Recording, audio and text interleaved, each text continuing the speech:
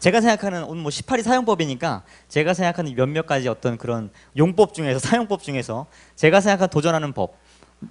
저한테 어떤 분은 도전을 했다고 말씀하시는 분들도 계시지만 저는 뭐 그렇게까지 생각하지 않는데 아무튼 제가 만약에 도전이었다면 내가 어떤 생각을 가지고 도전을 했는지 말씀드릴게요. 제 책이에요. 저는 평생 그냥 그림 그리면서 살았고 디자인하면서 살았고 뭐 글이라는 거는 제가 광고 카피 뭐 공모전 하려고 광고 카피 정도 써본 거 그거 외에는 거의 없어요. 아니면 예전에 그 만화 그릴 때 만화 스토리 짰던 것들 뭐 그런 정도인데 뭐 책을 그렇게 좋아하는 사람도 아니고 근데 갑자기 인터넷에 글을 올리고 사실 그 글이 그렇게 전자책이 그렇게 화제가 될 줄 몰랐었는데 전자책이 되게 화제가 되고 출판사에서 찾아왔어요. 그냥 책 내자고. 고민이 없었어요. 못 낼 거 뭐 있어? 라고 해서 냈던 책이에요. 그냥. 그리고 이 책이 나올 때쯤에 그 담당자분, 에디터분께서 이제 같이 이제 책 나오기 전이니까 뭐 이렇게 같이 커피를 좀 마셨어요. 같이 커피 마시면서 우리 그 에디터분께서 우리 이 책 10,000권 넘으면 파티하자고 막 그랬었어요. 예. 그리고 이 책이 어떻게 됐냐면 최근 10년간 시집 판매량 4위가 됐어요. 예. 예. 네. 그리고 여성 독자 구매 1위 시집이 저래요. 예. 반할 타임. 예. 네. 이미 반하 계신 분들도 많겠지만 그렇대요. 네, 뭐.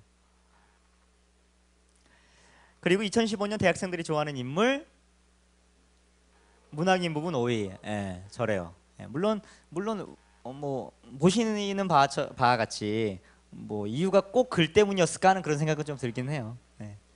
그렇죠? 예. 그리고 시 읽는 밤 시밤이라는 책을 작년에 냈는데 그 책은 잠깐 전체 1등을 했어요. 예, 그리고 미움받을 용기를 잠깐 제가 이겼었어요. 예, 정말 뭐 깨지지 않을 그런 철옹성 같았지만 제가 깨부쉈죠. 예, 그리고 여기서 정말 무시무시한 부분은 요거 마법천자문 33권. 예, 저는 그런 생각을 해요. 우리나라 도서시장이 다 무너져도 마법천자문만큼 팔릴 것이다. 뭐 그런 생각도 해요. 예. 아무튼 그래요. 안 사셔도 돼요. 많이 팔았어요. 예. 자, 시파리아 상옥으로 살고 있죠. 제가.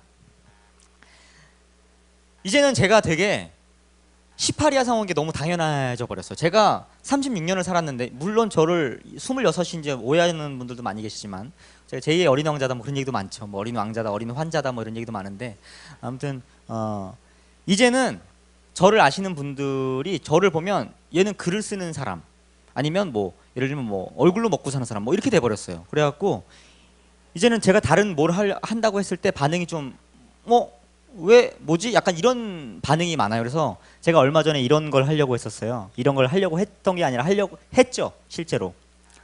회사는 가야지 축의금이라는 여러분들에겐 생소하실 수도 모르겠지만 제가 음원을 2개나 냈어요. 심지어 작사 작곡도 제가 했고 노래도 제가 하고 제가 돈도 다 제가 냈어요. 예. 그래서 굉장히 큰 금액을 쏟아 부었는데 제가 이번 달 그 저작권료 1,900원인가 아마 들어왔을 거예요. 이번 달에. 그래요. 아무튼 이렇게 그 노래를 냈는데 뭐 제 맘이죠. 제 돈으로 제가 했으니까. 이 노래를 낸다고 했을 때 제가 노래를 낼 겁니다라는 비슷한 말을 했어요. SNS로. 그러니까 댓글이 이런 댓글이 달렸었어요.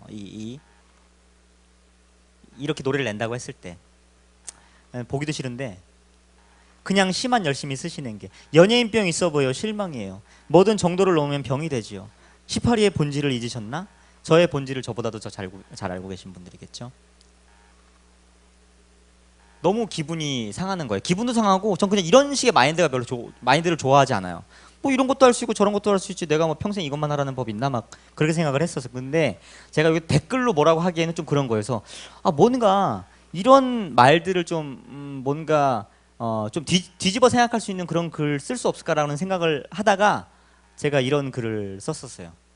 이런 생각들에 대응해서 요즘은 내가 다른 뭘 하려고 하면 그냥 글만 계속 쓰세요라고 하는데 2년 전에 그분들이 나를 봤다면 그냥 디자인만 계속 하세요라고 하지 않았을까? 라는 생각이 들었어요. 그러니까 남들이 나를 바라볼 때 그 사람이 익숙한 나의 모습으로 남아주기를 바라는 것도 있어요. 왜냐면 그 사람이 익숙한 나의 모습이 아니면 본인도 불편하고 그냥 좀 그렇잖아요. 다시 생각해야 되고 그 사람에 대해서 그리고 뭔가 지금 것들을 계속 열심히 하는 게 되게 멋있어 보이기도 하고 그것만이 유일한 길인 것 같기도 하고 막 그런 식으로 많이 생각을 하니까. 근데 저는 2년 전만 해도 전혀 그라고 상관없는 사람이었었어요. 지금은 3년 전이죠. 그때 만약에 제가 이런 분들 주변에 이런 사람들의 충고를 듣고 계속 디자인을 했다면 어떻게 됐을까요? 정말 훌륭한 디자이너가 돼 있겠죠. 근데 뭐 어떻게 될지 모르겠죠. 그러니까 지금의 제 모습이 훌륭하다 아니다가 그런 얘기를 드리는 말씀이 아니라 뭐 나름대로 막 책도 많이 팔렸다고 하고 막 지드래곤이 막 팔로우도 하고 뭐 여성들이 좋아하는 시집 뭐 1위도 해보고 막 그러잖아요. 근데 만약 3년 전, 지금으로부터 3년 전이겠죠. 3년 전에 제가 어떤 글을 쓰고 나 이걸로 이제 나가볼까 봐 라고 이야기했다면, 이런 생각을 가진 사람들과 그런 이야기를 나눴다면 분명 어떤 말을 했을지 저는 눈에 훤해요. 네, 귀에 막 들리는 듯해요. 이시영 씨, 국가대표 복싱 선수죠. 네, 1982년생, 169cm, 48km, 킬로미터가 아니라 킬로미터면 큰일 나죠. 어마어마한 특이상 연기자죠. 이분은 특이하게 연기를 해요. 복싱 선수인데 이분의 이야기를 들려드리고 싶어요. 제 이야기만 하면 좀 그러니까. 제가 이분의 인터뷰를 보고 되게 좋아했었거든요. 이분을 더 좋아하게 됐거든요. 이분의 영화 혹시 보셨어요? 뭐지, 뭐 비디오 테이프 보면서 남자 꼬시는 영화. 있어요. 되게 재밌는데 그 영화. 남자 사용 설명서. 그 영화 꼭 보세요. 그거 진짜 재밌어요. 복싱 팀에 입단했고 새 영화 남자 사용 설명서에 14일 개봉을 앞두고 있다. 복싱은 이시영의 운명인가? 이렇게 질문을 했어요. 나도 모른다. 그 부분에 대해서는 운명인지 우연인지 정말 모르겠다. 어쩌다 보니 복싱을 하게 됐고 재미를 느꼈고 정식 입단까지 하게 됐다. 하지만 역시 내 운명에 대한 부분은 모르겠다.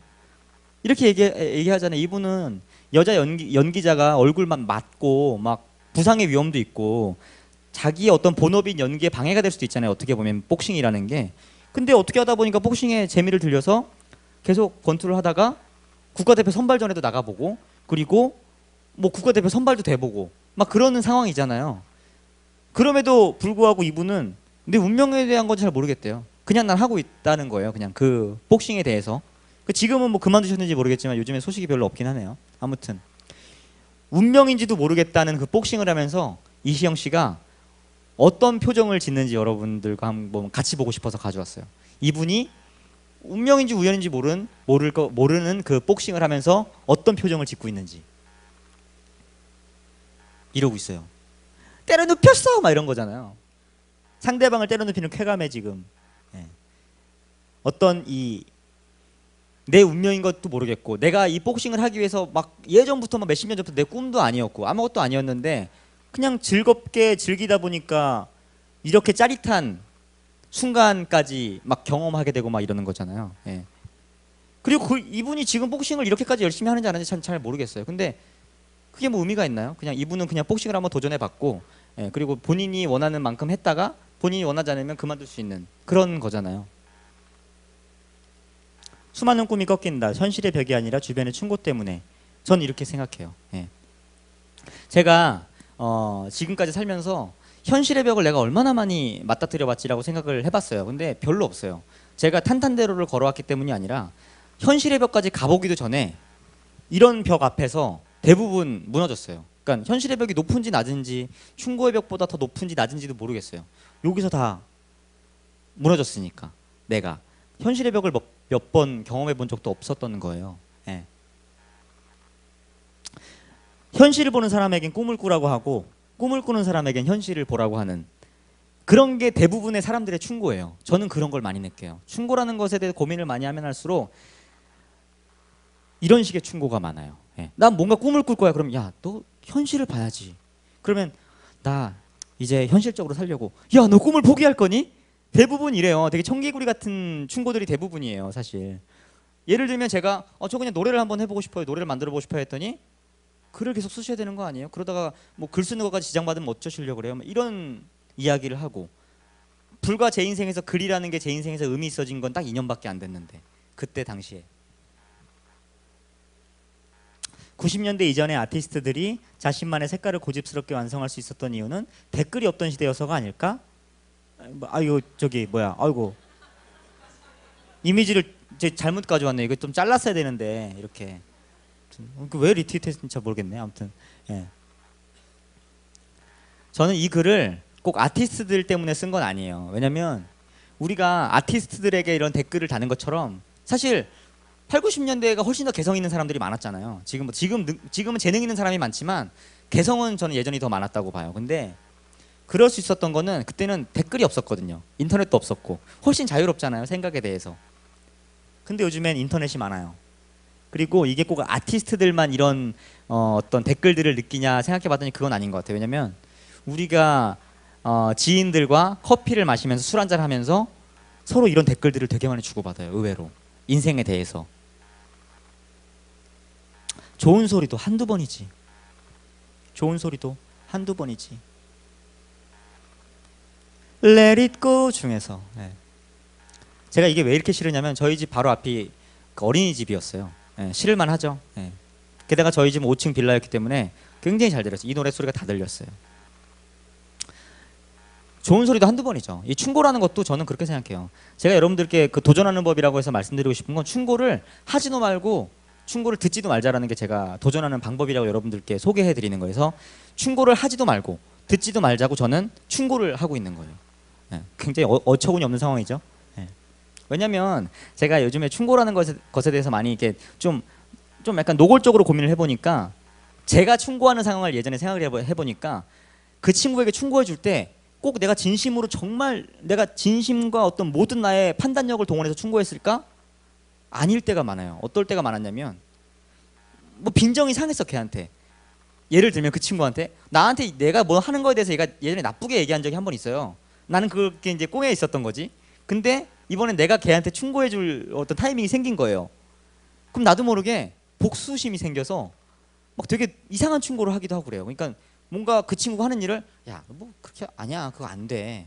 될 수도 있는데 괜히 빈정상해서 복수심에 그런 충고를 하기도 하고 그리고 어떨 때는 그냥 내가 뭔가 너무 디테일하고 좋은 충고를 해주기 귀찮아서 대충 좋은 말 해줘 버릴 때도 있고 그리고 어떨 때는 그냥 내가 나쁜 말 하는 사람이 되기 싫어서 좋은 말로 충고해 줘 버릴 때도 많고 그러니까 이 충고라는 게 생각보다 그렇게 막 꼭 정말 내가 인생을 막 걸고 귀담아 들어야 되는 것인가 생각을 해봤을 때 내가 충고한 상황을 생각해봤더니 꼭 그렇지도 않더라고요. 그냥 흘리는 게 오히려 나을 때가 더 많다는 생각이 들어요. 요즘엔 오히려 너무 이렇게 좋은 말들이라고 서로 주고받는 게 과연 꼭 정말 좋은 건지에 대한 생각을 많이 해요. 헐 굉장히 신선하게 좋음. 기대했는데 뭐 야매 스타일로 나올 줄 알았는데 되게 좋아. 아 의외로 좋음. 노래도 좋고 원하는 거 하는 거 멋있네요. 라고 댓글도 달렸어요. 물론 한 100개 중에 한 이런 거 한 몇 개 없어요. 좋은 댓글만 가져왔어요. 그렇지만 뭐 이런 사람도 있으면 된 거 아닌가요? 라고 생각을 해요. 물론 1900원 들어왔지만. 그리고 좋은 생각이 나서 네 생각이라는 제 글은 얼마 전에 노래가 됐어요. 이거 혹시 이 노래 아시는 분? 이 노래 잘 모르시죠? 슬프네요. 분명 오늘 9시부터 원래 앉아있고 싶으셨던 분들도 많죠? 이거 노래 있어요. 옥산달빛이 불렀고 제가 작사 작곡을 하고 옥산달빛이 편곡하고 옥산달빛이 부른 노래예요. 근데 이 노래는 그래도 실시간 26위까지도 갔어요. 나름. 좋은 생각이 났어 네 생각하는 노래 있어요. 그래도 많이 들었어요. 뭐 한 20만 명 들었던 것 같아요. 아무튼 뭐 저한테는 막 되게 막 난 도전하겠어 이런 건 아니었지만 그래도 노래를 만들어 놓은 것도 있고 해서 이런 일도 생겼어요. 옥산달빛 같은 그런 그 다른 기성 음악을 하시는 분과 함께 같이 작업해 볼 기회도 생기고 그렇다고 제가 이거 무슨 뭐 1위를 하고 무슨 뭐 동아시아권에서 막 석권하고 이럴 필요는 없잖아요. 저는 이렇게 해서 노래 만들고 그리고 이 노래를 제가 들을 수 있다는 게 좋아요. 제 노래를 제일 많이 듣는 사람 저예요. 저는 서울부터 부산까지 회사는 가야지만 들은 적도 있어요. 처음 나와서 너무 신나갖고 그 노래 너무 신나서 정말 한 4시간 반 동안 그 노래만 계속 들은 적도 있어요. 대충 그게 제 도전의 어떤 성과죠. 제가 들을 노래가 생겼다는 게. 회사는 가야지 하는 그런 노래 있어요. 당신이 모든 사람을 만족시킬 수는 없다. 당신이 모든 사람을 실망시킬 수도 없다라고 생각해요. 그러니까 도전을 할 때 어떤 뭔가 내가 주변에 있는 사람 아니면 나에게 충고를 항상 했던 사람 아니면 또 내가 충고를 했던 사람 그런 사람들의 어떤 그런 어떤 만족감 같은 것들에 그런 것 때문에 그런 틀 때문에 도전을 너무 못 하고 있는 것 같다는 생각이 들어요. 그래서 앞으로라도 충고하지도 말고 충고 듣지도 말고 이러다 보면 좀 겁이 없어져요, 진짜. 예, 충고를 서로 나누지 않다 보면 정말 겁이 없어져요. 그래서 노래도 내길 수 있게 되고, 예, 그래서 아무도 모르게 되고 뭐 그런 거죠.